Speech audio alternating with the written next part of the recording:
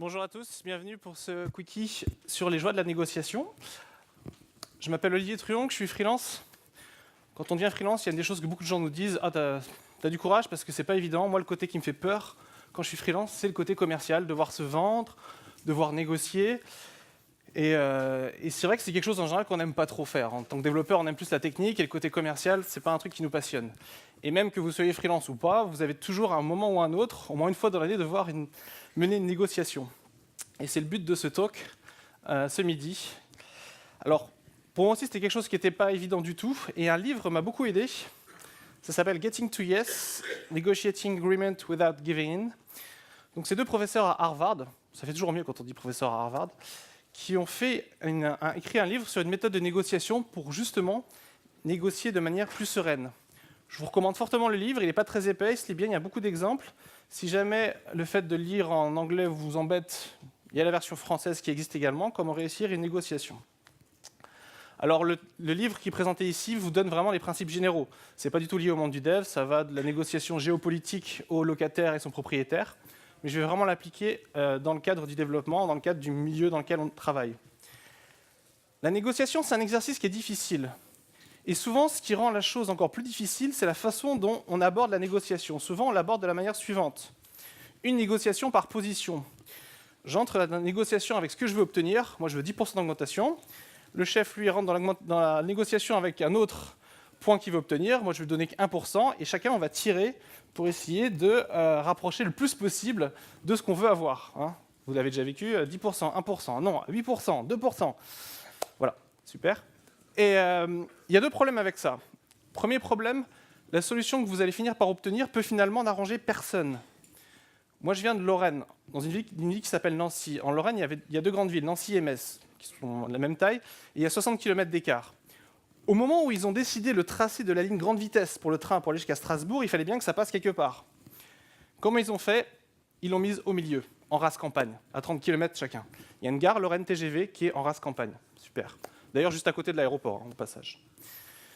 Donc, négociation comme ça, pas terrible. Deuxième problème, ça peut fortement endommager la relation avec de la personne avec laquelle vous négociez. Puisqu'en général, ce genre de négociation, ça vous encourage à être dur, à rien lâcher, à pas être sympa. Et peut-être ça vous est déjà arrivé, vous négociez avec quelqu'un qui est dur avec vous, il lâche rien, et donc vous finissez quelque part par céder. Alors certes, la personne a gagné, mais vous êtes un petit peu amer, vous êtes un petit peu démotivé. Vous vous dites, ok, si c'est ça, moi je suis plus très motivé. Enfin, quelqu'un que vous connaissez, hein, vous n'êtes pas comme ça. Ou alors, vous-même, vous êtes la personne qui n'avait rien lâché, quitte à écraser la personne, vous avez vraiment négocié dur, mais au final, la personne peut vous en vouloir et votre réputation peut en prendre un coup. Donc c'est pas idéal. Et c'est pourquoi, pour éviter ce problème, donc les auteurs du livre proposent 4 principes pour négocier de manière plus sereine et peut-être plus équitable. Premier principe, séparer la personne du problème. Souvent, on rentre dans la négociation tellement focalisé sur l'objet de la négociation qu'on oublie qu'on ne négocie pas avec un problème, on ne négocie pas avec un concept, on négocie avec un être humain. Le facteur humain peut compliquer ou faciliter la négociation. Je ne sais pas si vous êtes déjà arrivé de devoir négocier avec quelqu'un qui croit que vous cherchez à l'entuber, qui est de mauvaise humeur. Ça ne se passe pas du tout de la même façon que quelqu'un qui est plutôt bienveillant, qui est prêt à vous recevoir et qui cherche à faire au mieux. Donc, comment on fait pour séparer la personne du problème? Déjà, il faut réaliser que la nature de la relation est importante, au même titre que l'objet de la négociation. En général, on négocie plus d'une fois avec la même personne. Alors peut-être pas si vous achetez une maison, vous négociez une fois et c'est fini, mais si vous négociez avec votre chef, en général, vous allez négocier plusieurs fois. Donc vous n'avez pas intérêt à endommager la relation. Souvent, on voit la négociation comme un combat. Il faut que je gagne, puis l'autre perde. Comme deux boxeurs. Puis j'utilise mes arguments pour réussir à placer le plus possible de points et à finalement gagner. Il faut plutôt voir ça comme deux juges qui sont ensemble pour essayer de statuer sur un cas. Pour séparer la personne du problème, un autre point important est la perception. La plupart des conflits viennent d'interprétations différentes de mêmes faits. Vous êtes payé un certain salaire, ça c'est le fait, la donnée. Vous trouvez que c'est pas assez. Votre chef, lui, il trouve que vous êtes plutôt bien payé. Vous connaissez une personne qui a le même profil que vous, la même expérience et qui est payée bien plus. Et votre chef, lui, je suis sûr qu'il connaît quelqu'un qui a la même expérience, le même profil, mais qui est payé bien moins. Donc au final, pour un même fait, on peut avoir des interprétations et des façons de voir totalement différentes. Et c'est pourquoi il est important, quand on rentre d'une négociation, de vraiment se préoccuper de la perception de l'autre. Comment est-ce que l'autre voit les choses? Quelles sont ses craintes? Quelles sont ce qu'elle cherche? Qu'est-ce qu'elle ne cherche pas? L'idée, c'est vraiment de voir la négociation avec les lunettes de l'autre, pour vraiment se mettre à sa place. Voilà, si j'étais mon manager, qu'est-ce que je penserais? Si j'étais mon coéquipier, comment je verrais les choses? Après, comprendre les arguments de l'autre partie ne veut pas forcément dire être d'accord, mais ça vous permet, vous, de mieux appréhender les choses et aussi d'anticiper d'éventuels arguments que vous allez recevoir pendant la négociation. Donc, travailler la perception. Et enfin, pour le premier principe, les émotions. Alors, on aime bien penser que on est des personnes qui sont tout à fait rationnelles, on ne se laisse jamais influencer par nos émotions. Quelles que soient les émotions, on est impassible, on est rationnel. La réalité, c'est qu'on est très influencé par nos émotions. Et que l'autre personne aussi est influencée par ses émotions. On ne peut pas juste les ignorer et faire comme si elles n'existaient pas.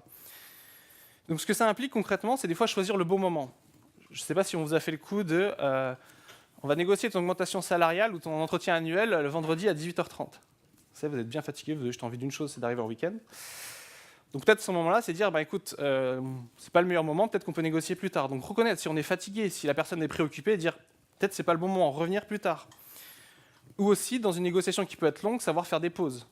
Si on sent que la personne est sur le point d'exploser, ou si nous-mêmes on est sur le point d'exploser, dire, je vais aller chercher un verre d'eau avant que je fasse quelque chose que je vais regretter pendant le reste de ma carrière. Après, vous pouvez aller chercher un verre d'eau chaude pour lui balancer, mais ça c'est un autre problème. Mais reconnaître les émotions et savoir qu'elles sont là. Donc choisir le bon moment aussi pour négocier. Deuxième principe, se concentrer sur les intérêts et non les positions. Comme on l'a vu, on attaque souvent les positions. Il veut me proposer que seulement 1% d'augmentation, quel escroc, c'est inacceptable. Souvent, on oublie que les positions sont le résultat des intérêts. Donc là, le principe ici, c'est de chercher les intérêts finalement. Quels sont les intérêts? Alors comment on fait pour identifier les intérêts de l'autre personne? Trois idées. D'abord, observer. Si quand vous dites, vous parlez à votre chef, vous dites, moi, je ne vais pas non plus rester ici pour toujours, voilà. Et là, vous voyez le visage de la personne se décomposer, vous sentez que peut-être qu'elle n'a pas envie que vous partiez, ou en tout cas qu'elle a peur que vous partiez. Si dans une discussion d'équipe, vous devez choisir le framework front pour développer, et vous dites, moi, je pense qu'on devrait faire de la JSF, et là, vous sentez des regards haineux sur vous, ou des regards méprisants ou dépités, vous pouvez penser que vous avez touché une corde sensible. Donc, observez. Également demander pourquoi pas, qu'est-ce qui te pose problème dans la proposition, ou pourquoi tu proposes telle chose, sur quoi tu te bases, qu'est-ce qui te gêne dans ma proposition, en quoi tu trouves que c'est abusé, pourquoi. Et enfin, le plus dur peut-être, ça dépend des personnes, mais écouter, savoir écouter. Simplement dire, laisser la personne s'exprimer. Ça vous est tous déjà arrivé, des fois on a envie de dire des choses, et si la personne en face n'a pas envie de nous écouter, c'est extrêmement frustrant. Essayez de rentrer chez vous, d'aller dire à votre compagne ou votre compagnon, j'ai vraiment une mauvaise journée aujourd'hui, la personne dit, c'est bon, on a tous nos problèmes, passe à autre chose. Voilà. Donc il faut savoir écouter. Dans une négociation, l'écoute est aussi importante que de parler. Identifier les intérêts communs. Souvent, quand on négocie, on se dit qu'on n'a pas d'intérêt commun. Moi, je veux plus d'argent, il veut me donner moins d'argent, voilà. Ou telle personne veut du React, moi je veux de l'Angular. Bon. Quels sont les intérêts communs? On a tous des intérêts communs. Par exemple, dans une relation d'entreprise, on a tous intérêt que ça se passe bien. Parce que vous avez envie de vous lever le matin et d'être motivé d'aller au travail. Votre patron a plutôt envie que vous soyez heureux d'aller au travail, parce que vous allez être moins absent, vous allez faire du travail de meilleure qualité. De même, on a tous intérêt en général à rester le plus longtemps au travail. En général, on n'aime pas changer de travail tous les 3 mois. Et notre patron, il n'aime pas devoir former quelqu'un de nouveau tous les 3 mois.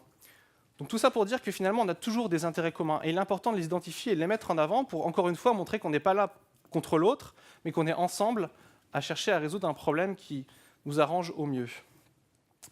Et enfin, reconnaître que les intérêts basiques sont des fois les plus forts. Le besoin de sécurité, le besoin d'appartenance, et surtout le besoin de justice, d'être traité équitablement. C'est souvent des besoins qui paraissent tellement basiques, mais il est bien de les exprimer et les reconnaître les nôtres et reconnaître ceux de l'autre partie. Troisième principe, explorer des possibilités pour un gain mutuel.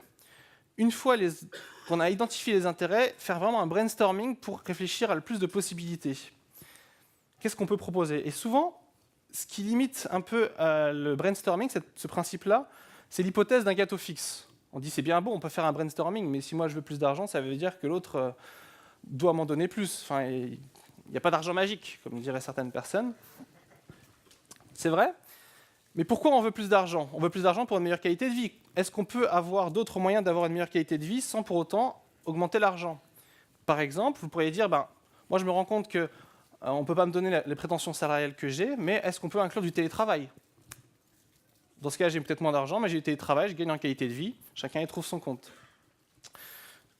J'avais une collègue je travaillais à Orly pendant très longtemps, et une collègue, je ne sais pas comment elle a fait, j'aurais dû lui demander, elle avait réussi à négocier de se faire payer l'Orlyval tous les jours, donc d'Antony à Orly. Elle habitait à Antony, et finalement, elle a gagné en qualité de vie, parce qu'un temps de transport, c'est extrêmement réduit.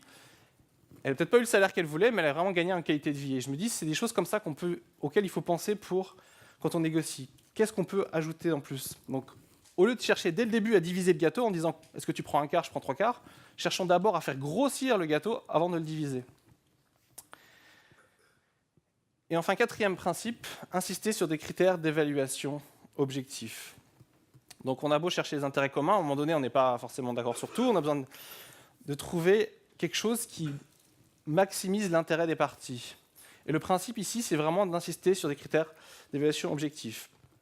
Par exemple, si votre patron vous dit bon, cette année, tu as vraiment bien travaillé, je vais te donner 2%. Au lieu de lui sauter à la gorge en disant escroc, file-moi 8%, vous pourriez dire 2%, d'accord. Pourquoi pas 1% et pourquoi pas 10%? Sur quoi tu te bases pour proposer 2% finalement? Moi, souvent, j'ai des commerciaux, ils me contactent en freelance, ils me demandent mon TJM, combien le kilo, tout ça. Et moi, je leur dis ok, et vous, c'est quoi votre marge? Et il dit en général, il sort un chiffre 20%, 25%. Et j'aime beaucoup leur dire 25%, ok. Et comment vous êtes arrivé à ce 25%? Pourquoi pas 20? Pourquoi pas 40? Pourquoi pas 60? Et souvent, il y a un gros blanc. Et l'idée là, en fait, c'est vraiment de dire, voilà, se baser sur des faits, des données qui sont reconnus par les deux parties. Sinon, c'est chacun son interprétation. Mais là, l'idée, c'est de dire, voilà, on veut avoir un standard objectif où on est tous les deux d'accord pour dire que ça, c'est une mesure face à laquelle on peut juger que notre proposition est équitable ou pas. Ou c'est comme le coup, vous avez peut-être, je ne sais pas si on vous l'a déjà fait, mais on l'a déjà fait en réunion d'équipe. Vous savez, il faut des fois définir des architectures, faire des choix techniques. Et il y en a un qui dit il faut absolument faire ça parce que c'est une best practice. Alors souvent, en plus, il le dit en anglais parce que ça fait plus classe de le dire en anglais. Mais sur quoi tu te bases pour dire que c'est une best practice? Parce que tu sais rien faire d'autre? Parce que tu as vu ça sur Twitter? Parce que tu as vu ça sur un blog il y a 5 ans? Sur quoi on se base concrètement pour dire que c'est une best practice? Et en posant ce principe, vous demandez simplement à être traité équitablement. Vous ne dites pas je veux ça ou je veux pas ça. Je veux dire mais comment on fait pour savoir que c'est équitable? Donc des faits, des données, voire des tierces personnes dont on a reconnu tous les deux l'expertise pour dire ok, on est d'accord qu'on va lui demander son avis et qu'on reconnaît qu'il a une expertise, mais insister sur des critères d'évaluation objectifs. Et là, à ce stade, vous faites ok, c'est sympa ton truc, mais dans la vraie vie, on négocie pas forcément avec des gens sympas, qui sont bien intentionnés, qui veulent préserver la relation. Dans la réalité, on tombe quelquefois, peut-être souvent, sur des gens qui sont juste prêts à nous rentrer dedans, qui peuvent nous écraser, et ça leur pose eux aucun problème. Donc comment on fait face à ces gens-là, qui eux, les principes, rien à faire? Moi, je veux gagner, c'est tout. Et en particulier, si l'autre partie est trop puissante, vous dites voilà, moi, je suis un salarié face à une multinationale, je suis un freelance face à une grosse compagnie. Quel pouvoir de négociation? J'ai beau essayer d'appliquer des principes. Si l'autre en face, il dit c'est comme ça et pas autrement, comment on fait? Utilisez votre BATNA. Le BATNA, Best Alternative to a Negotiated Agreement. Alors en français, ça donne meilleure solution de rechange ou Mésor. Moi, je préfère dire BATNA, c'est vraiment plus cool. Donc utilisez votre BATNA. Le BATNA, c'est la réponse à la question qu'est-ce que je fais si on n'arrive pas à négocier? Imaginez la situation suivante, vous êtes en train de changer de job, vous arrivez à l'entretien final, vous savez, avec le big boss ou les RH ou ce que vous voulez. Premier cas de figure, ça fait 3 mois que vous cherchez un job, votre compte en banque est presque à sec, il faut vraiment que vous trouviez, et vous n'avez pas d'autres opportunités sérieuses. Deuxième cas de figure, vous êtes toujours dans votre job actuel, vous faites des entretiens parce que vous pensez à changer, vous avez 3 autres pistes sérieuses, et financièrement, vous pouvez tenir 6 mois sans être inquiété. Vous n'allez pas du tout négocier de la même façon, parce que votre BATNA ne sera pas du tout le même. En fait, plus on a un BATNA fort, plus on peut quitter librement la table de négociation en disant c'est pas grave, moi après tout, si on n'arrive pas à négocier, j'ai une solution de rechange. Et il est important quand on rentre d'une négociation de toujours se dire voilà, qu'est-ce qui va se passer si je négocie pas? Donc de préparer son BATNA le plus possible.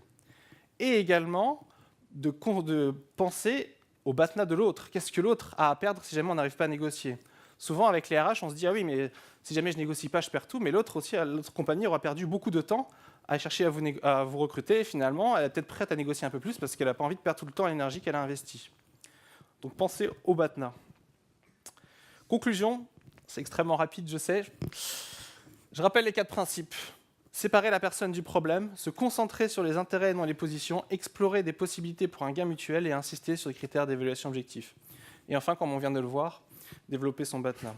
Je pense que c'est quelque chose des principes généraux qu'on fait tous plus ou moins, mais le fait de donner un cadre ou un framework, entre développeurs, on peut parler sérieusement, nous aide aussi à mieux préparer ces négociations. Je vous encourage également à lire le livre et bien sûr à pratiquer. Là encore, il n'y a pas de formule magique, il faut pratiquer, c'est en pratiquant que voilà, on est de plus en plus à l'aise et on arrive de mieux en mieux. Je vous remercie pour votre attention.